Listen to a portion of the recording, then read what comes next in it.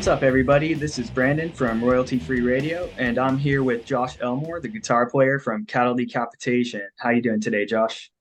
Good. How you doing?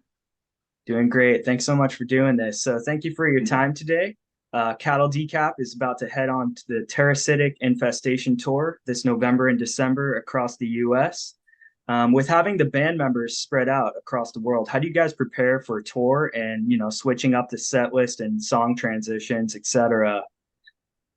I think we just kind of do our homework on our own for a while. Like we'll discuss maybe depends. The set is usually someone puts out an initial one and then everyone else is like, oh, why do you do? Well, no, this is no. Why did you ever want to do this song? And stuff. Even though that person was 2 weeks ago talking about how they wanted to do that song, it's like Yeah. Um, so that happens sometimes. So that we all kind of squabble over the order and transitions and stuff like that. And there's certain songs that come in blocks too. You're like, okay, we're doing these two.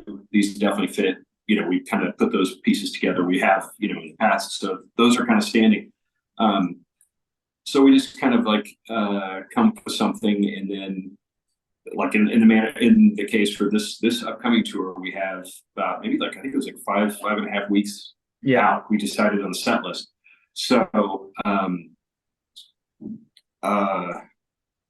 we'll kind of do our own homework and refresh on our own, and then we meet in advance, like, maybe 5-6 days, depending on the circumstances surrounding building up to the tour, and then we'll just rehearse. And, we have clicks in our in-ears and stuff like that, so that's a good guide. And, yeah, we just kind of, are confident in each other's ability to do things remotely, and to come in and, yeah, there's gonna be little stuff that needs to be typed up here and there, just little adjustments, but just come in, prepared and, like 90%, 95% of the way there. So there's just minor adjustments either, for ourselves personally or just collectively to fix things. Yeah, absolutely. I'll be at the San Diego date, and I can't wait to hear you guys in the Great. observatory. That's a great sounding room. Yeah, I've been there multiple times, but never actually seen a show there. I've like picked up with a friend like amp repairs or stuff like that. It, uh, but I've never actually seen a show there, so it's gonna be good to experience all that for the first time, playing and seeing something there. So it should be cool. Absolutely. Can't wait. So the Soul Nostalgia video was released last week, Mhm. depicting, bleak imagery of human consumption, waste, and environmental destruction. So I believe that's the fourth video from Terrasite. Can you talk Mhm. a bit about the conscious effort to make, cinematic videos? Would you guys ever consider doing a video series for each song off the album, or maybe some sort of short film project similar to what you did for I think it was the Unerasable Past on the Death Yeah, album. and Death Atlas. hmm Um, I don't. There's two things that go into that. I think just as a concept, I think we would all just definitely very much be into that.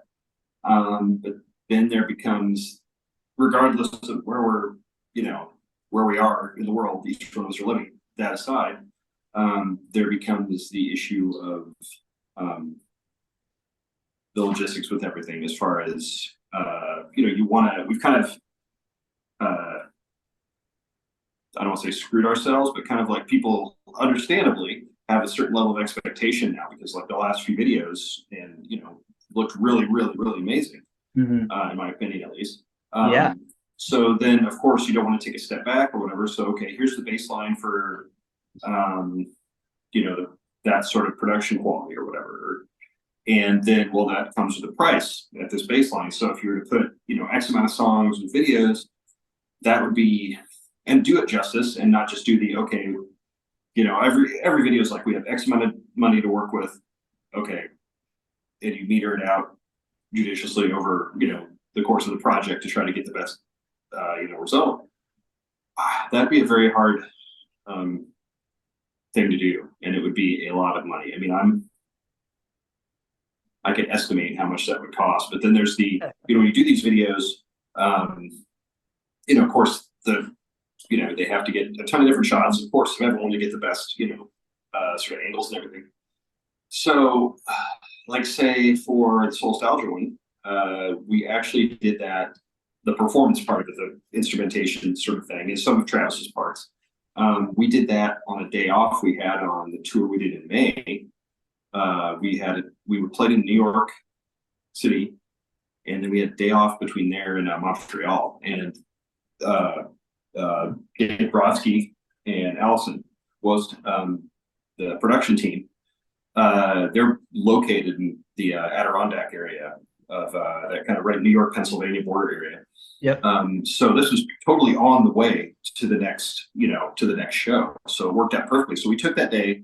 They had this, as you see in the video, there's this kind of abandoned factory, which was really cool, by the way. There's so much cool stuff. Like, it literally is like a culmination of multiple businesses that have been there over the years, and residents too, where you could tell people were just like, I give up, and just walked out, like left all their personal items, all the stuff. So there was like an office, there was like a department with like literally some guy's bills piled up from like the early 90s, maybe late 80s, just like pictures of his family. It was creepy in a cool way. Either way. Wow. So we stopped there, did the video, and that took us, probably 11 or 12 hours, maybe, just the performance of like, each person rocking out and, getting all this, and then setting up the, the sort of getting the settings down.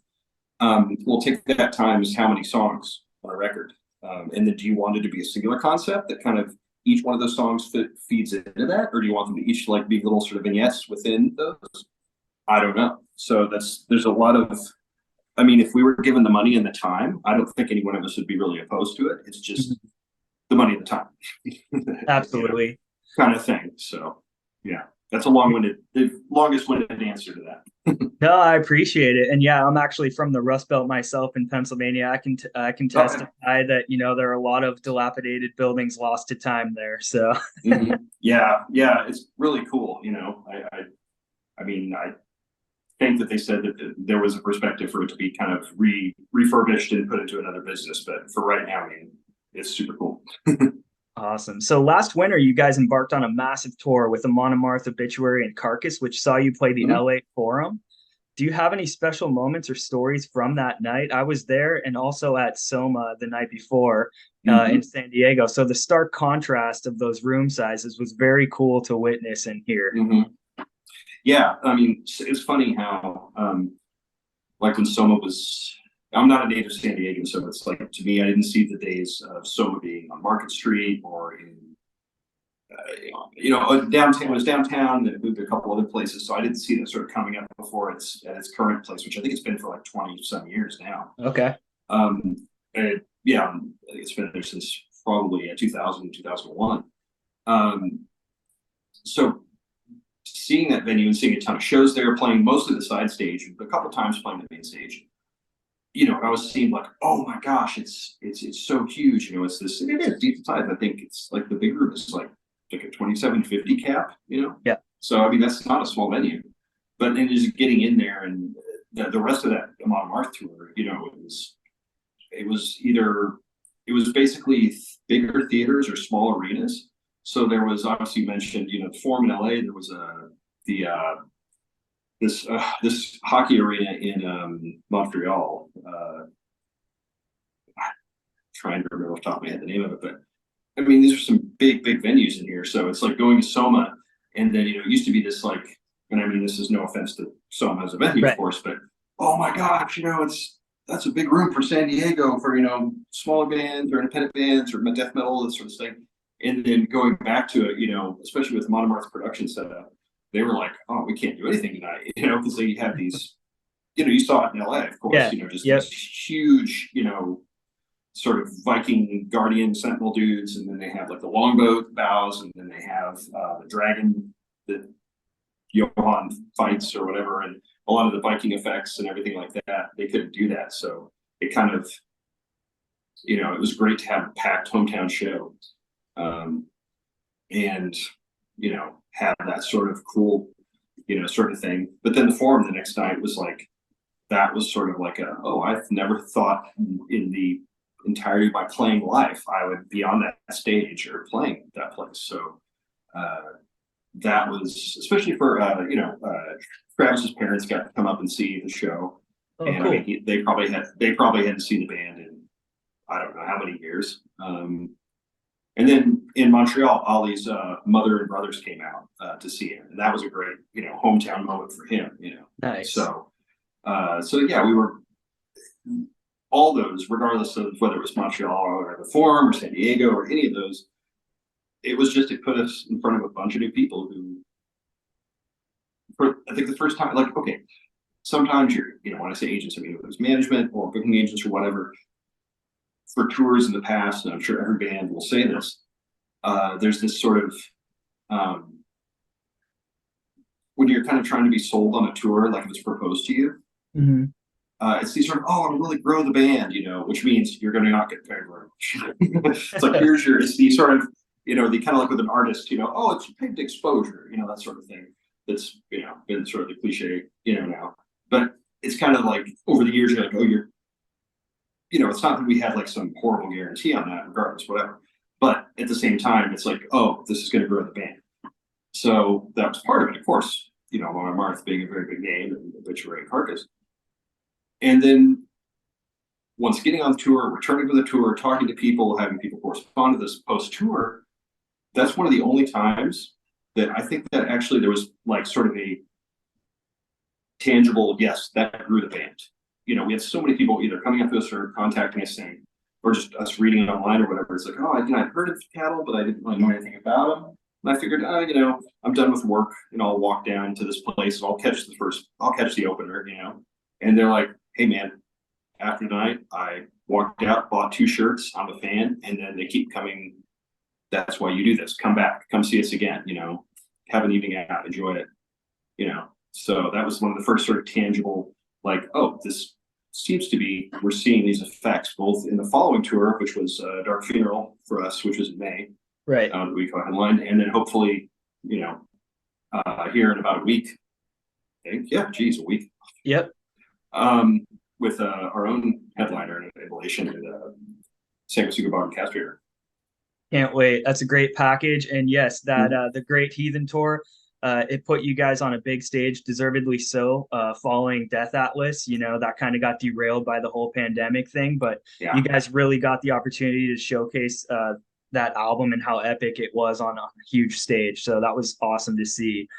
So the last 3 Cattle albums, in my opinion, are all, standalone masterpieces. The rich melodies and ambience achieved on each bring a whole new texture and depth to modern death metal. So how do you approach songwriting as the stakes seemingly get higher with hype and media attention surrounding each release? And if you could also speak on some of those melodic and/or black metal influences in the guitar work, are there any favorite artists that you can pinpoint to? Yes, but I don't think they necessarily, I think what kind of gives it, there's a lot of me, I could speak not just for myself, but the other guys too. A lot of music that we all listen to that is not metal. And that, so I think those influences creep in, and I don't mean necessarily like, oh, Ollie's on a big calypso kick, let's add, nothing like that. It's just, I think that subconsciously you hear things in other genres or whatever that you kind of go, whether you're overtly going, we got to do something like that or not, you kind of take from it, and then you're like, you sort of like, your writing sort of, at least I can speak for myself, just sort of, it's more like a feel, or like it sounds silly to say, but like an emotion, or just sort of a weight of sorts, whatever that thing you're hearing in parts, and you're like, well, I want to recreate that, not necessarily like some sort of riff or note for note sort of thing at all, but just what's going to put me back in that place where I was affected by that music. How do I create something like that that's going to, impart that sort of feeling to someone who's listening to it? So for me, I think, I'm trying to recreate like a vibe or a feel, and an atmosphere. There's stuff that's just rip, brutal kind of stuff. But I think, what makes that stronger, those parts stronger, and then the more atmospheric stuff stronger, is having a yin yang kind of call response of these different textures. It's going to bolster each part, and make it more impactful when it's like a little more either laid back or something gets a little more atmospheric, or just make the brutal stuff seemed that much more brutal, you know. Absolutely. But I mean, I don't know what I gotta think, because there's like sometimes music that I hear like 10 years ago that I'll be like, oh, I really like this, and then somehow later it'll seep out in playing when I'm not even thinking like, oh man, I really like those guitar parts on this record by so and so, or I really like this sort of ambient part. It just sort of seeps into your sort of, you know, your kind of musical DNA, and then it comes out in weird times and weird ways, you know. So I don't know if there's anything recently. There's so much I haven't. Like I'd love to listen to a lot of new music. It's not that I don't have the time. I mean, I kind of don't. It's just like, I just become enjoying more like sitting down and playing, and you know, that's Absolutely. kind of, and creating stuff, and then you know, pitching it to the guys and whatnot, see if you know it's a yay or nay on that, and just you know, moving forward that way. You know, I mean, if there's anything that's new that I've been listening to that kind of, I don't think I would say it's influential yet. Like I said, fast forward down the line, it may kind of find its way out there. It's new. I don't know. Well, the newest David Eugene Edwards solo record, I've really liked. It's like kind of folk noir Americana, Gothic Americana sort of stuff, but it's really like heavy and dark. There's like some beats in there, but there's a lot of drony ambient stuff with him singing over the top of it, and it's just, I've loved his work for years in all his different bands, so maybe that has some sort of element. You know? Awesome. But yeah, I don't know. The atmospheric stuff I really like. Real quick, I'm sorry, I'm probably carrying on. No worries. I started off like a very guitar chord amp, you know, and you're stuff there's, you know, Right. ripping through stuff. And I never, yeah, I'd add effects occasionally, but it was always spare. Like, oh, there's a delay in the loop for a lead or some sort of octave part or whatever, and then oh, here's a wah, whatever. But that's it. It was very spare for probably when I joined Cattle up until I'd say 2000 and like 12 or 13.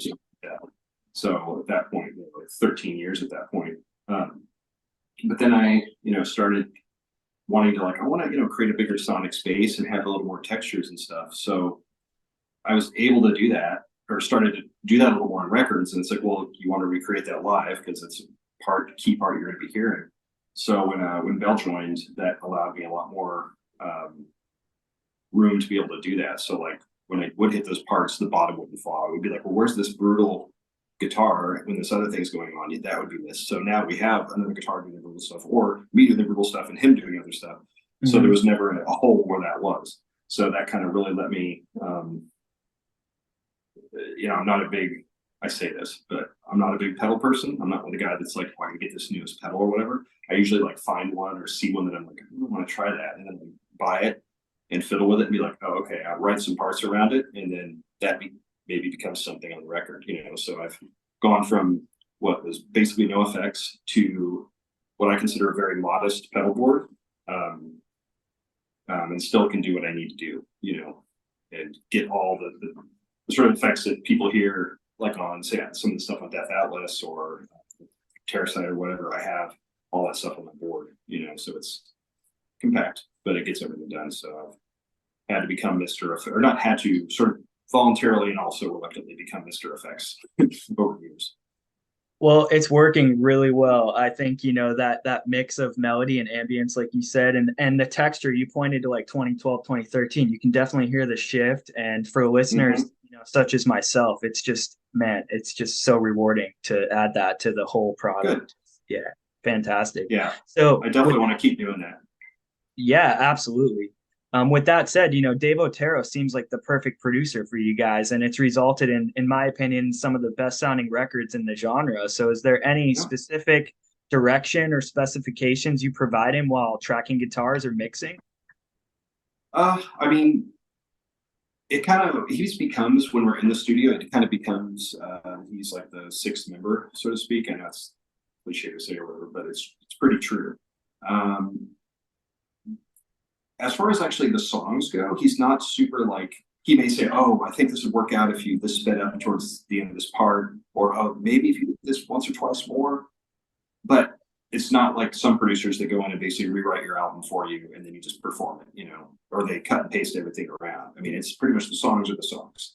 with there is some fudging here and there, not fudging, but like kind of his suggestions, we kind of may alter stuff.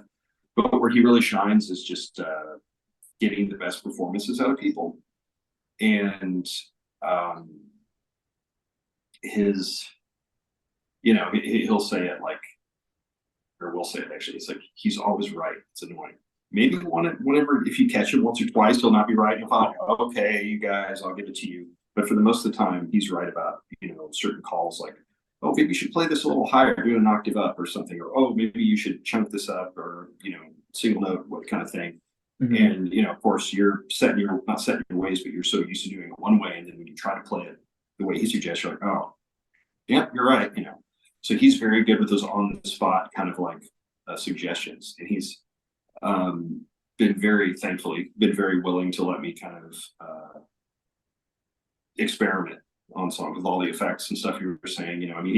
It's that happy medium between not letting me go down some rabbit hole where 2 days, because we just don't have time, 2 days later, I'm still trying to figure out some sort of, feel for something. It's like, okay, well, we'll figure out that. You do it on your own time. We'll move on and get the stuff we know, and then maybe come back to it, So it's just, there's an efficiency there and also a willingness to let me kind of fiddle around, but he's always like pushing, he's pushing us without, you don't resent him for it.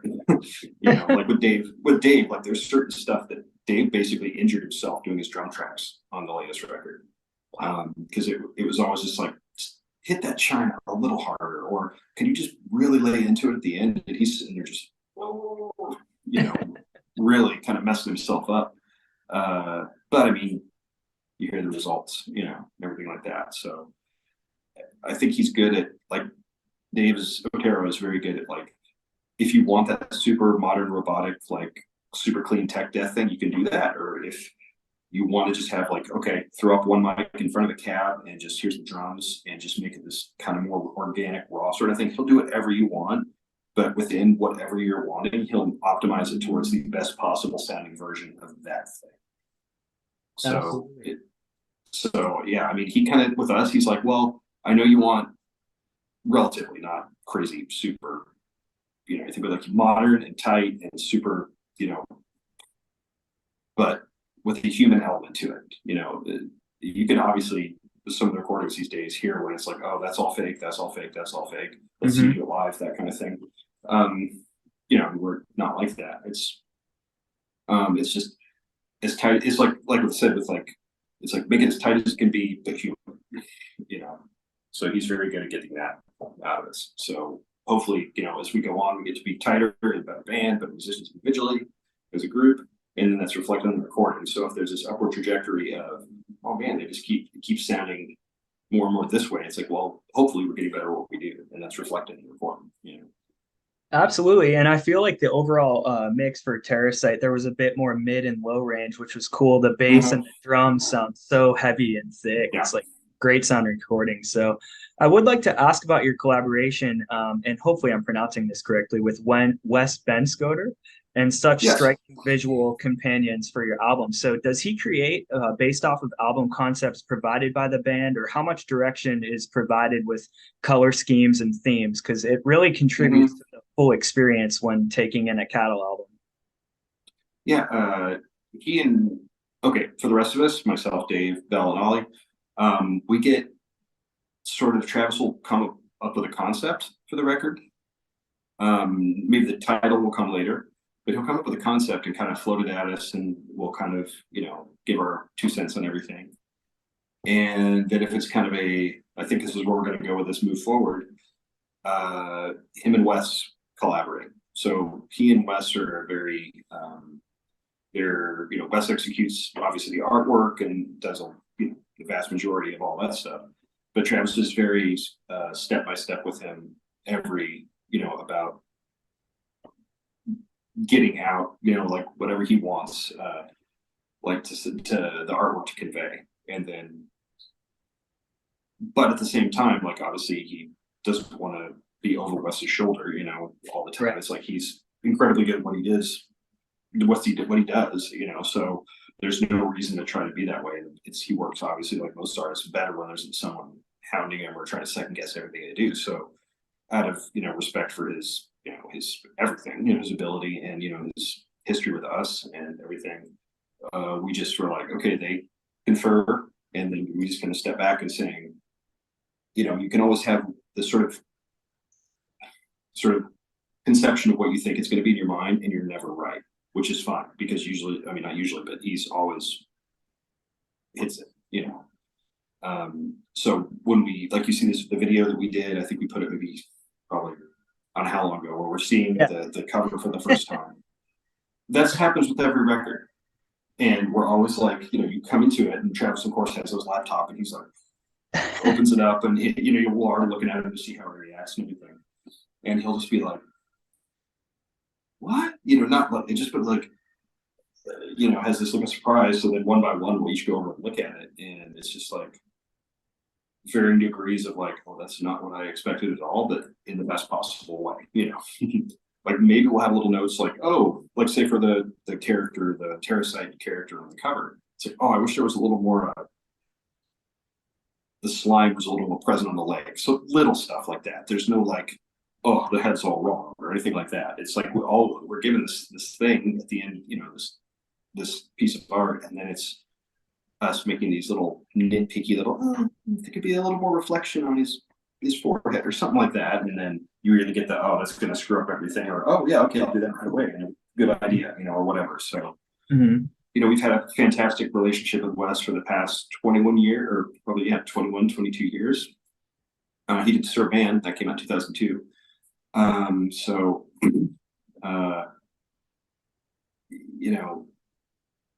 we're just thankful that he's wants to, we love his work, and we're just thankful that he continues to want to work with us. So, we got whenever the next record comes out, I'm sure there'll be another incredible Wes piece of art on that. Awesome. Yeah, that video that you mentioned, man, your reaction in that video was priceless. It looked like you were so nervous. Yeah. But that's the thing. There's like me in the background, like doing this, and it's more of me feeding off everyone else's. Because obviously he's never done us wrong. He's always done an incredible job. So I think it's more like that sort of how are my expectations going to be blown away this time, and what manner it is. Yeah. Yeah, and we're so close to Halloween, man. That flesh-colored cockroach would have been a great Halloween costume. I wonder if anyone did it. Damn it. I don't know. We actually had, I think we were able to find, like, there was like, you could find costumes that were those foamy, like Party City style, or oh yeah, the haunted house store, whatever that store is, the ones that are in every strip mall in the country. Spirit. Spirit. I don't know why that escaped me. Yeah, Spirit. You could find like a foamy kind of like cockroach costume. So there was a thought of maybe like, having that. There's a piece of virtual work, but I don't know. It's kind of a complicated thing to have to come up with if you're going from the ground up. So I don't know.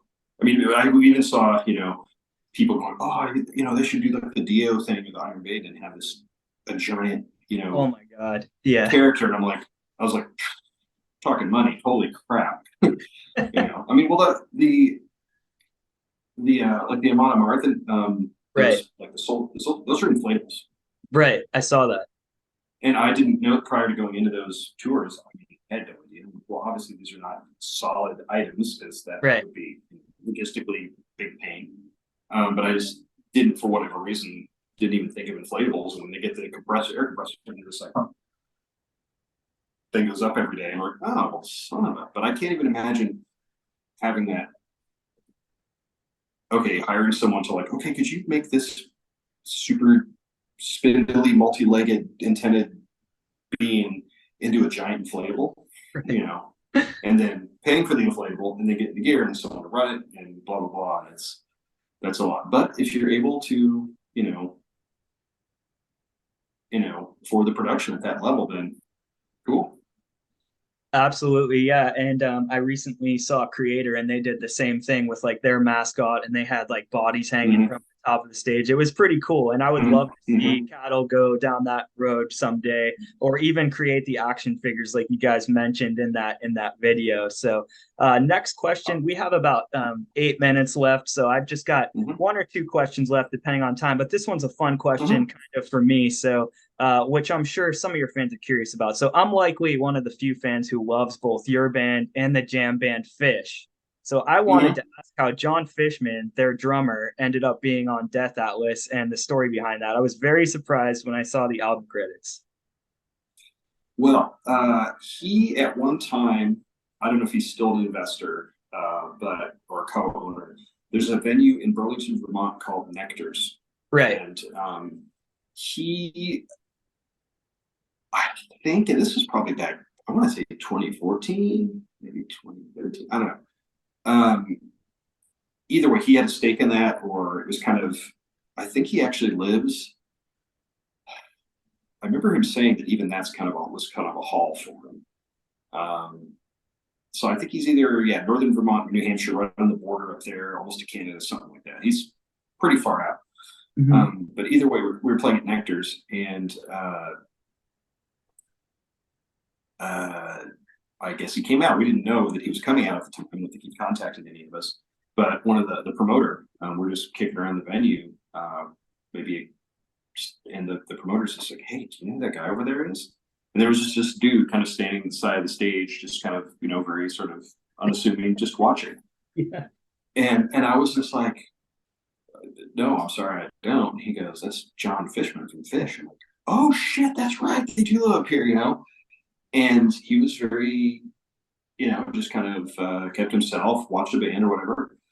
And then I think he contacted Travis after that, like they had some sort of email exchange or something, or like a Facebook messenger thing. And he's like, "Oh, cool, yeah, thanks for coming out and seeing us." He's like, "Oh, I love your band." And we're like, you know. But then the next time we came around and played there, I think this was like 2000, I don't know, 15, 16, something like that. At Nectar's. John wanted to play the show, be on the show. So he created basically on the spot a band, or that, like, he hit us up and he's like, "Hey, I'm going to do an on the spot band kind of thing. I'm No going to way. call it Garbage Dick. I'm going to do a band called Garbage Dick. And we're just going to do a freeform improv, like, everyone's going to get like a bucket to bang on or some sort of percussion instrument, maybe a snare, some cymbals, and if someone wants to plug in a bass or guitar or whatever, just make noise. We're going to do a freeform improv, and then play for 10 minutes or whatever, and then that's going to be it. So you want to be on the show." So I think a couple of us joined in on that, and and everyone had like not costumes, but like a hood on, or some sort of like sheet over them basically, or some sort of obscuring kind of element. And they just made a hellacious racket, and Garbage Dick was shouted randomly. I don't know why, but so they played and everything, and then we basically hung out with him the rest of the night. He came, the green room's right next to the stage there, so he just came back and was chitty chatting with us and everything like that. And it was kind of like, "Oh, well, this is kind of neat." And then maybe a couple years ago, I think it was 2019, right before the world shut down, kind of thing. Right. We played in, I think, Syracuse or somewhere upstate New York, and he drove like, I think he said 5 or 6 hours to come and see us. So he came out that night because it was a bigger venue or whatever. And we just hung out and chatted. There's a photo of, I'm sure it was on, I mean, obviously it was on our socials or whatever, of just the band, a couple friends of ours that came to the show, and John sitting there, just all like, "Hey guys," Right. So so I think prior to Death Atlas coming out, Travis had had that sort of dialogue with him, just kind of kept in touch here and there, and we were trying to figure out a way like, "Oh, it'd be cool to have you on, to collaborate in some way." But everyone's schedules were what they were. So it's like, "Well, hey, I got an idea. How about I like write something for your record and do like a spoken word thing, and then you can integrate it that way." And like, there you go. You can do it remotely, whatever. So he, kind of came up with a part, and then I think he said he recorded it at, like standing at part on his property, standing out like on a dock over a pond or like on some Oh sort my of gosh. kind of cool area or whatever. And he sent it to us. We popped it on there, and yeah, it's been That was so it's cool. cool. Yeah, and Yeah. that story about Garbage Dick is priceless. I had no idea. That is fantastic. Fun bit of Yeah. trivia there. So yeah, we have about 3 minutes left. I wanted to ask, about your unique guitars, the Cardinal instruments, and the thought Mhm. process behind some of those custom specs on your model, maybe when you first played one. So I'll leave you with that. About 3 minutes left. And once again, thanks again, and I'll see you on tour. Okay, great. Yeah, yeah. I'll too bad it's 3 minutes. I could go on for like an hour about gear stuff, but okay. Sam Evans, who builds Cardinal Instruments, he's the owner and luthier behind that. This is based out of Austin, Texas. In 2010, myself and my friend Adam, who runs Satellite Amplifiers out of San Diego, there was an amp show in Austin. So we drove from San Diego to Austin to exhibit at the amp show. While we were exhibiting, and this fellow comes walking around with this really unique guitar. He was kind of holding it. It wasn't in the case or anything.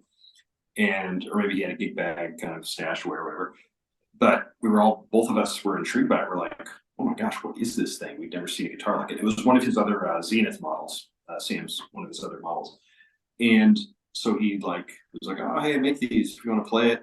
I'm just walking around at the show. So we picked it up and we're kind of plinking around with it. And both of us were really intrigued because it was like kind of like this sort of modern playability, but a very, traditional methods of construction and just sort of almost like antique looks, but modern playability sort of thing. So we were like, okay, cool. Took his cards, contact info, and kept in touch a little bit. And he hit me up maybe a few months later saying, hey, if you ever want to do anything, do like any custom work, a few models out there, check my website out or my Instagram or whatever. And, just we'll talk. So I thought, oh, I hadn't had a new guitar or any custom work done in years at that point. So I was just like, oh, okay, maybe I'll take a chance. I know it sounds like take a chance, but just I'll keep talking. He's a really good guy to talk to. So I spent a bunch of phone conversations talking to him, and we kind of came up with some custom specs. I mean, it was one of his models. It wasn't like a ground up custom or anything like that. It was one of his Easts. So I had my first guitar made with him in 2011. That was it's like a Spalted Pecan East. I don't play it live, but I use it in the studio and I have it at home and all that stuff. And I told him, I was like, well, I really love this guitar, but I'm scared to take it on the road, So that's where the Copper Talk came out. That came out in 2013. And that was kind of like something he built like with what he had sticking around in the shop. It wasn't like, yeah, I got the pickups and the hardware I wanted, but he's like, okay, I'll redo a neck for you, and the body I'll kind of repurpose and run it for humbuckers because it was running for 2 single coils. So he customized it that way, and it was kind of he's like, well, I'll make the guitar something cool, but it's going to be like a fraction of what the other one costs. So if something happens to it, that sucks, but you're not going to totally lose your shit. And of course, I've played that guitar every show since I got it. And so it's kind of become like, oh, that copper guitar that the guy with the stupid hair plays in that band. Yeah, that thing. So it's become this singularity of this